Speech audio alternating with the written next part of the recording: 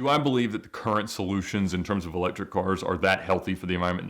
No, they're not. More significantly, they are terrible economically. Welcome to Hard Up Garage Car Stories. On this episode, you'll be wowed by cars. Oh, and by stories.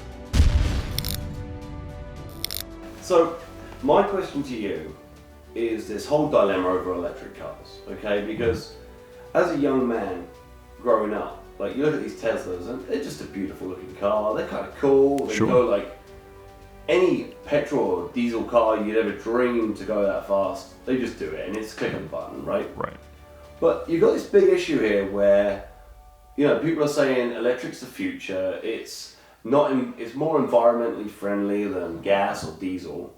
But then we got this controversy coming out that these electric cars are actually more damaging to the earth than actual gas cars and diesel cars, and you're having to run generators to power up these Tesla cars to get them home. So what I'm saying to you now is we're getting to the point where social media is a good thing because we're allowed to express our views on what we do and what we don't like in society, right? Right. So if these electric cars are so good and they're so powerful and they are everything you want out of a car, you want to jump in a car and you want to be able to see your sat nav and you want to be able to drive somewhere and you want to go there fast if there's an emergency, you want to pull away quick or whatever, right? But if they're so damaging to society and they are costing so many resources to produce, like the batteries, the stuff they're utilizing, are we not going to run out of these resources before the electric car is even taken off?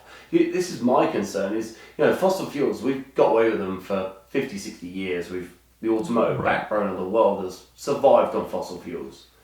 Are we still going to be able to run these electric cars on wind and water energy that we hope? Or is it all a myth, or is it all a dream? What's your opinion? And like the supercars in the future, we're going to get to the point where there's going to be so many people against gas and diesel that all the supercars are going to be electric as well. How can this be a part of the future if we don't hold on to what we've known, what we're so reliant on, you know?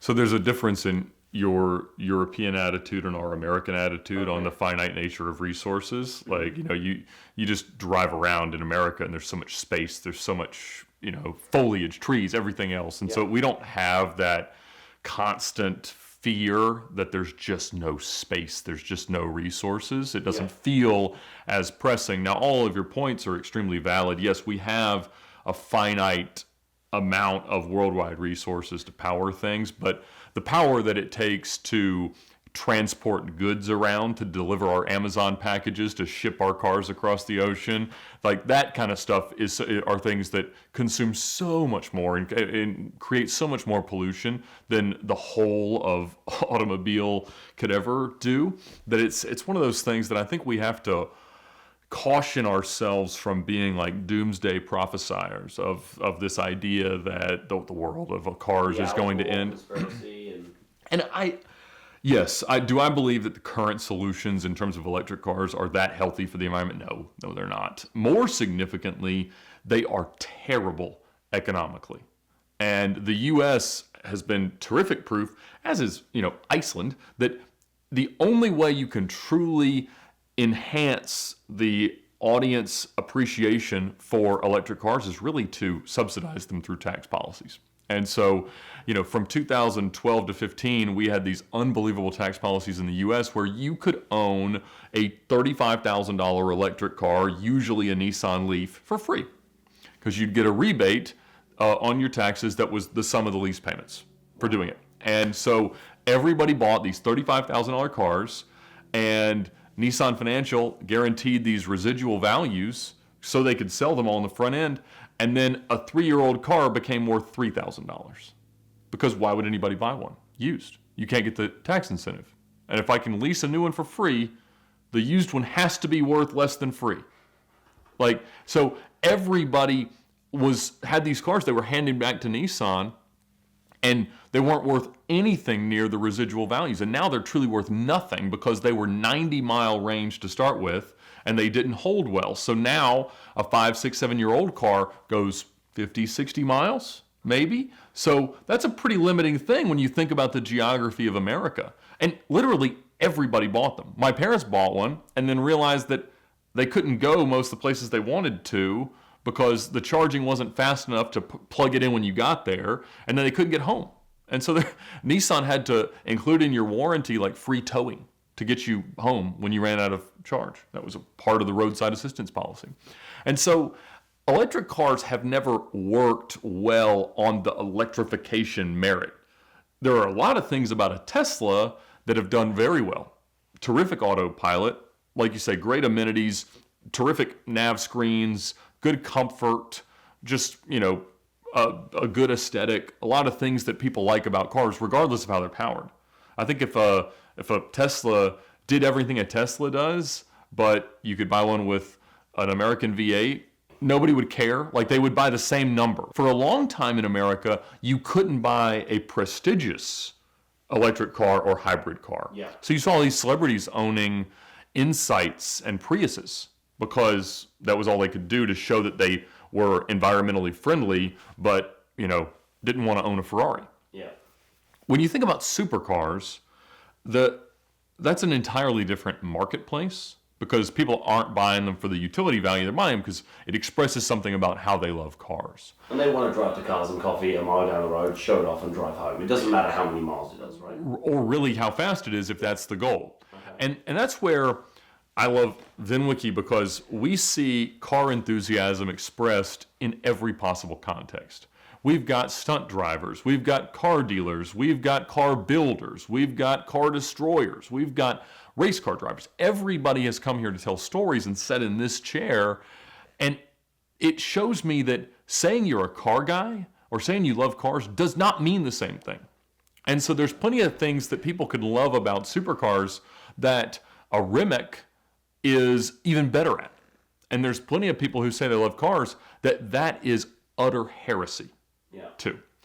For me, one of the things that I've always loved about cars is understanding the diversity of the offering, finding out what fits me or another consumer best, and how you could go about your life to get that car earlier than the world would say should be possible. Okay.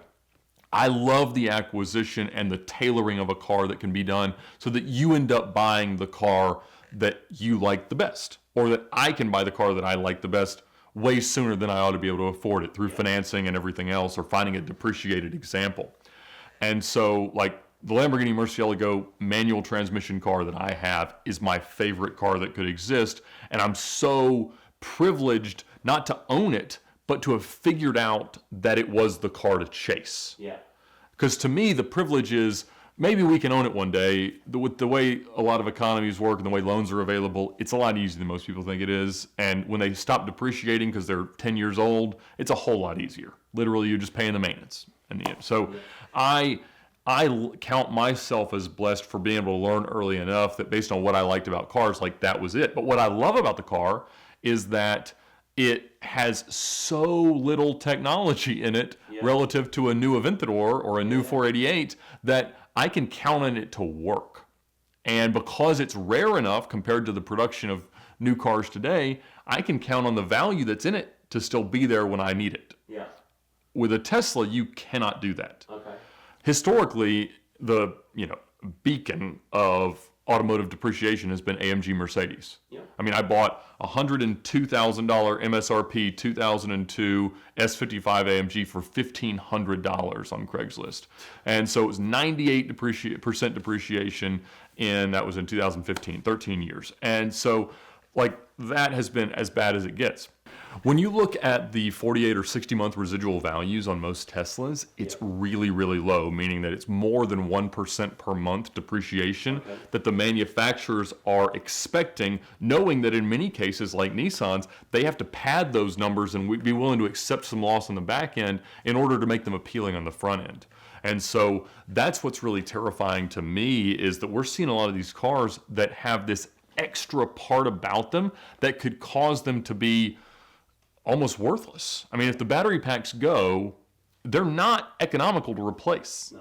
And nobody has solved that because they really haven't had to yet. Fortunately, Tesla's batteries don't deplete in their range nearly as fast as most do, and that seems to be because early on they actually cap them and they kind of open up their ability later in life to offset the depletion. But when you start dealing with the fact that these cars could be door stops Yep. that are pretty years from now, that's a really horrifying thing from an economical perspective because most people are not used to that level of depreciation. And Tesla has also not had enough money to innovate aesthetically on most of their cars. So the latest Model S doesn't look that much different than the 60 megawatt versions that were in 2012. So it's one of those things that I don't know exactly where it's going to go. I don't view the problem as solved by any means. I don't think it's not a surprise to me that Porsche is now the only one to really try with the Taycan to do a Tesla style car. There's hybrid cars, and I hate hybrid technology as well, but that's just, it's one of those things. Guys, tune in next time for another episode of Hard Up Garage Car Stories, where you'll be wowed by stories about cars.